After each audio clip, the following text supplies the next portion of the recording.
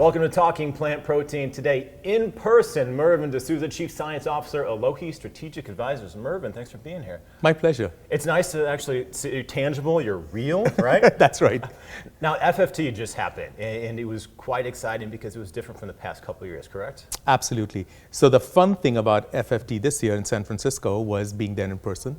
I think the energy was palpable. Mm-hmm. It was much needed. You know, people have been doing this remotely and in a hybrid situation for about 2 years. Yeah. And I think everyone was ready to meet. So it was masks off, you know, people hugging, shaking hands, having those really great conversations that you can only have organically when you're, you know, in person, that just don't happen when you're online. Yeah, I imagine you really felt that energy and people weren't freezing on you or you didn't have to check sound or anything, right? Yeah, absolutely. And it was people reconnecting. Yeah. So I think there was the need to reconnect. So it was fun for me to catch up with people I had only seen on, you know, Zoom meetings or team meetings for the past couple years and pick up. Because I think the relationships, it's a small field, and the relationships are really important in terms of moving things forward. Yeah, I mean, especially that, and then some things, especially with food, that Yes. you're not able to do over Zoom. I mean, we don't have smell-o-vision or anything yet. That's right. This is a Willy Wonka.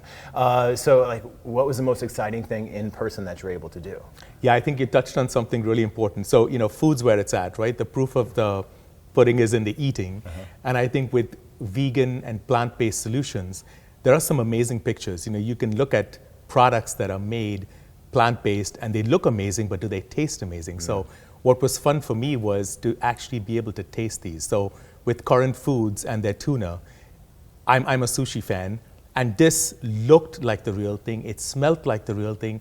It tasted like the real thing. They had the bounce right. Really? And it was just amazing. It was served up in a way that wasn't hiding anything. It was just the tuna. And so that was phenomenal. Wow. And then they had a Mongolian beef by next meat. And the conversation at lunch and even after was, are you sure there wasn't beef? Was there beef? So they nailed the texture and the taste. Yeah. And there's a number of other options, but it was nice to taste and touch and feel and see and experience some of these products. Because at the end of the day, we're all consumers. Right. And there's great technology, but the technology will only be successful if you get products out there that people love and like and want to go back and buy again. Yeah, I mean, if you're a business, you want to be profitable, so your food should be palatable. Absolutely. And what's the biggest difference between, let's say, a Mongolian beef that you would try now versus even a couple years ago? Well, I think it's a combination of looking at things holistically and the texture, you know, the fibers. A lot of times plant-based products were okay in terms of maybe nutrition, but the quality really wasn't there. Now you don't have to sacrifice quality when you're looking at a plant-based product. And what's fun is to hear people like, you know, Maggie Richani, who's the CEO and co-founder of Nobel Foods, really stress the need to have affordable food, not just for the haves, the have-nots. You know, looking at scalability so you can make sure they're affordable and put nutrition back in. Yeah. So it's not just the plant-based buzz or hype, but getting past that and making sure it's good for you when you eat it. So you have the taste factor, sustainability, and the texture. I mean, it all kind of goes into it. Especially, I remember back in the day when I had my first plant-based protein powder, you know, like, oh, this tastes like plants. And now it's like, oh, this tastes like plants, right? Like, it's a different context, and it's actually delicious now. Now, speaking of that, like, you guys gave out a couple of awards. You know, what were a couple that were really unique to you? So there were a couple of challenges that were out there. I think, you know, Danone had one, really focused around texture. Because when you think about dairy protein and you think about cheese, we've all had plant-based cheese, and it may look okay, but it doesn't melt, it doesn't stretch. Yeah, it's a little rubbery. It's a little rubbery, you know, how do you put it on pizza? What does it look like? And so they had a challenge out there to say, can you help us with texture? And so the winner for that one was Alfred's Food, and they have a technology called Planet, but it's really about layering proteins, and the product that they had was amazing in terms of the fact that it bent, you know, it was flexible, it stretched, it melted, and they're still working on the texture. But the advancements that they've made have been amazing. Wow. And then Givaudan had one related to immunity, where they wanted to challenge to the point about getting nutrition back. And, you know, what have we learned from COVID? We need to take care of our health. We want to be good for the planet, but be good for people. And the winner there was Comet Bio. And I love these folks because I've been talking to them for the last, 3 to 5 years, and they've advanced significantly. But their product is called Arabina. and it's fiber, so it's arabinoxylan that's present in almost all plants. It's the most widely available fiber you have, but they extract it in a way that can be used in applications broadly, so people can have foods and now make them functional by adding this fiber to it, and it's easy on the stomach. So when you think about fiber, you think about, okay, what's going to happen next? But the interesting thing that Rich Troy made, the CEO of the company, was millennials are not eating fiber for regularity or for the reason that people used to think of fiber in the old days. They're eating fiber because they know about the microbiome, or they're concerned about immunity, and they want it to taste good. So it was interesting for me to see that evolution in terms of where things are going and how the field is keeping up.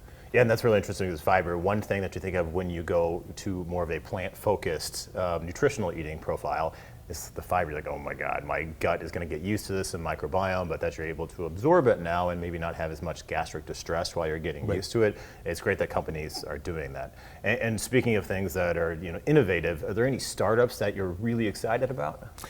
Yeah, there's a couple that I thought were pretty amazing. So just to take a quick step back, what Future Food Tech did was also have these 60-second, now you're here, now you're gone in terms of pitches, and then step up to the plate where they actually had companies come up with chefs and cook on stage. Like elevator pitches. Like elevator pitches, but they were actually cooking food. And at the end of the session, when they were done, people were allowed to kind of swarm the stage and then just taste what was actually cooked on there. So this wasn't pretend, this was for real, right? So a couple that jumped out at me that I think you might have talked to at some point earlier. One was Sundial Foods, and they have an amazing product that looked like the real thing, tasted like the real thing, and it was this skin that covers the protein. So when you're eating this drumstick, and you take a bite out of it, it really feels like there's a crispy skin outside, there's protein inside, it tastes amazing. So it's all the way from the visual interaction with the product to the sensory perceptions to the taste that you have, which was phenomenal. And then there was another one called Umiyami Foods that was very insightful in terms of the way they presented it, but this is a whole cut chicken breast. So these are an advancement in the field because a lot of people were doing crumbles and strips, but to get a whole cut to look like a chicken breast is a big deal. But they've worked a lot to get the texture right. And something they said that was amazing and insightful to me was no two pieces are the same. They said when you go to a store, the two chicken breasts that you might get in a packet don't look identical, and you're okay with that. But when you buy these plant-based foods, sometimes they're made in a mold or whatever, and they look cookie cutter. And the first thing you see is if you see a piece of rectangles or you see two things that shaped identically, that it looks artificial. It looks, like it's contrived. So what they're doing is that no two pieces are the same. So from the time you buy this product to the time you cook it, where it caramelizes and you get those Maillard reactions on the outside, it looks, smells, tastes, feels like the real thing. So those were the kinds of insights that I thought were really, in hindsight, they seem like duh. But what a good way to think about it when you think about the consumer and consumer acceptance and education as well. Yeah, I mean, we eat with our eyes first, and then we smell it. So all of these factors have to be in place, especially if you're trying to go with a replica meat, if you will, right? That's right. Now, what are you most excited about in the plant-based industry? What I'm most excited about hearing, and what I took away was the clarion call for cooperation. It's pretty clear that in this space, we won't have one solution. It's going to be plants, it's going to be insects, it's going to be cell-based, it's going to be fermentation, and there's room for all of them. So it was really great to hear multiple panels and speaker after speaker talk about the need in this space for people to collaborate so that you can actually get to something that's scalable. The other point was sales don't equal, scales, right? And you have to scale something for it to be economically viable, for it to be accessible, for it to be affordable. So that was exciting. And then the role of AI, so it's, R&D 4.0, if you will.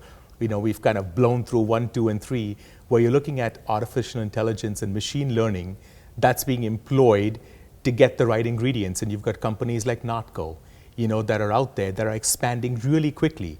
And, when I talk to them, most of us, I'm used to 18 months, when you send an ingredient to a company to the time it's used in applications and scaled up. They can take things out in a matter of 6 weeks. From lab to actually getting a product, 6 to 8 weeks. They move that fast, but they're using artificial intelligence combined with their knowledge in the food application space to come to solutions that you might not have come to if you just sat in the lab and tinkered around. So there's so much going on right now that we're really at an inflection point when you think about where this is going. But what's fun is it doesn't have to go in one particular direction to be successful. And I think the fact that it is going in multiple directions is good for all of us. Yeah. Mervyn, thank you so much for coming on Talking Plant Protein, Future Food Tech, truly multi-directional. I'm Joey Thurman, and thanks for being here.